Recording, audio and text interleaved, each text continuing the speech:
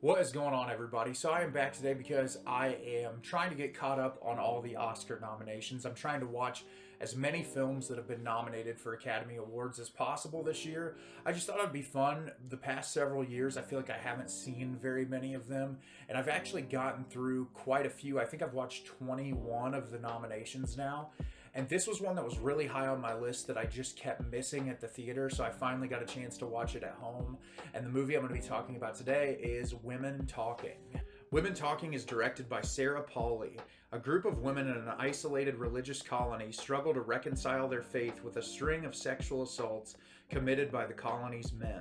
I really didn't know anything about this movie prior to going into it, other than I saw a brief trailer for it, and so I assumed by the traditional dress that the women were in that this was taking place in a very different time period, and it wasn't until the film started that I realized that this movie was taking place in 2010, which really made it all the more impactful. Regardless, the subject matter is incredibly devastating, and this movie is phenomenal. It definitely deserves every single nomination that it is getting. So essentially the base level premise of the film is you have these women who are living in a religious colony that all of the women have been assaulted by these men. And I think it's implied that it's through using like these tranquilizers, and that almost every single woman, including the young girls, have been assaulted by these men.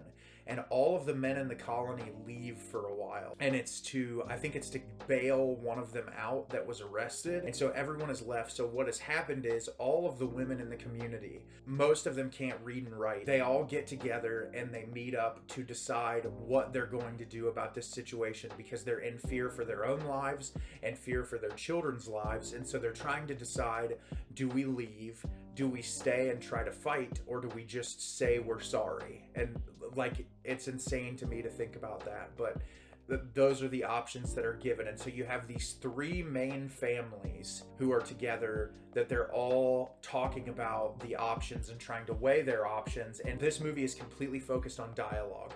The entire film is dialogue driven. It's mostly women in these barn together discussing and weighing their options, living through the trauma. But the most fascinating part about the film is that not all of it is expositionally dumped to you. So much of it is implied through specific shots and flashback sequences that are executed really well. The cinematography in this has a very dreamlike feel to it.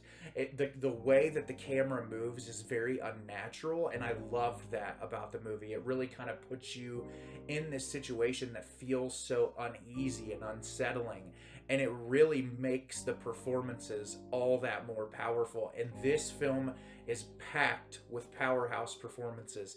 You have two actresses like Rooney Mara and Jessie Buckley, who I follow. I will pretty much watch anything that they do because they're both so phenomenal. But the big standout in this film to me was Claire Foy. Her performance was phenomenal. There's one scene in particular that she delivers a pretty elongated monologue that is so powerful and poignant and beautiful. And I just thought all of their performances were so incredible. Also, Ben Whishaw, who plays August in the film, he is fantastic as the sort of excommunicated member of the colony who was a school teacher. Something happened with him that he's sort of belittled and treated differently in the community, and he decides to help the women by taking notes of their meeting and helping them figure out what they're going to do. And he just kind of sits silently back and listens and hears their stories and is compassionate and empathetic. And that's what I love about this movie, is all of the characters are so multifaceted and interesting in the lives that they're living, because the big subject matter that this film tackles obviously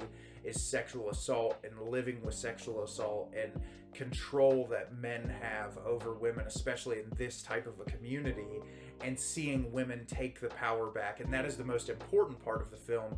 But what I thought was really interesting too is this idea of religious indoctrination, of these women are so embedded in their faith because these men have brought them into this community and said, this is how you're going to live your life. And even like the teetering questioning of God is introduced into this. And that makes it all the more powerful, because if it's all you've ever known, of course that's what you're going to gravitate towards. And Claire Foy's character seems to have a lot of turmoil with that, to where there's one sequence in particular that she said she would go after God personally if anything happened to her children. And I just thought that was so poignant and beautiful, to think that these women who have been embedded in this religious ideology for so long would be willing to sacrifice everything that they've known, which is the only thing that they've known, to take care of themselves and their children. And so that was a really powerful moment in this film. As someone who grew up in a heavily religious household that does not practice religion anymore, it's always fascinating to see films that are a commentary on religion as a whole, that whether they scrutinize it or look at it through a really unique lens. And this movie obviously is tackling something so heavy as sexual assault in the most horrible manner imaginable, that's also tying it into that idea of religion, and how the religion has sort of been used to control these women, to put them into the idea that they're just homemakers and housewives, and that's all they're there for. They can't even read, most of them, because the men don't want them to learn how to read, because if they get smarter than them, then at that point they can't control them anymore. And so that's an even more fascinating layer that's added onto this. And I loved all the different dialogue. You even have Frances McDormand in this, who doesn't really play a huge role in the film, but her presence is felt there. I thought that was fantastic. And I know, looking at her filmography, I think Sarah Polley, this might only be her second project, if I saw correctly. And what an incredible project. And I think everyone that has been recognized for this film, getting nominated for Best Picture, it's all 100% deserving. I don't really have any qualms with this movie, except for in the third act, there's some sequences towards the end that get a little repetitive, that feel like they could have closed it up a little tidier. The very last shot of the film is incredibly powerful.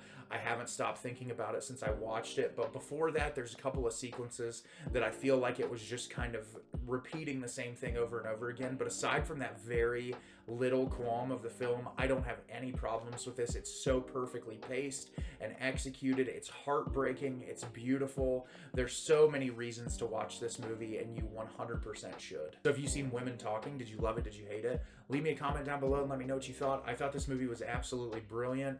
It deserves every single awards recognition that it's getting, and I'm really glad I finally got around to watching it. As always, if you can like the video and subscribe to the channel, it helps me out a lot and lets me know the type of content you're looking for.